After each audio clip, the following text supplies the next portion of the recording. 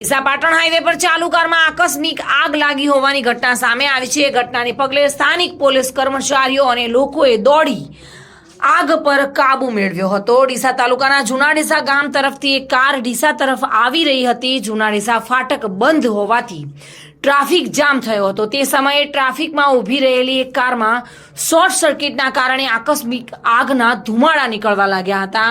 આગની જાણ થતાં જ કારનો ચાલક તરત જ બહાર નીકળી ગયો હતો। જ્યારે કારમાં આગ લાગી હોવાનું માલુમ પડતા જ ફાટક પાસે ઊભેલા પોલીસ કર્મચારીઓ સહિત આજુબાજુના લોકો દોડી આવ્યા હતા। આગ લાગેલી કારની આજુબાજુના તમામ વાહનોને દૂર ખસેડવાની કામગીરી તાબડતોબ શરૂ કરી હતી। જ્યારે અન્ય લોકોએ આજુબાજુમાંથી પાણી લઈ આવી આગ પર પાણીનો મારો ચલાવી આગ પર કાબુ મેળવ્યો હતો। ટ્રાફિકમાં ફસાયેલી કારમાં આગની ઘટના બનતા અન્ય વાહન ચાલકો અને લોકોમાં ભય ફેલાયો હતો। જો કે સ્થાનિક પોલીસ કર્મચારીઓ અને લોકોએ તાત્કાલિક આગ પર કાબુ મેળવી લેતા જાનહાનિ ટળી હતી।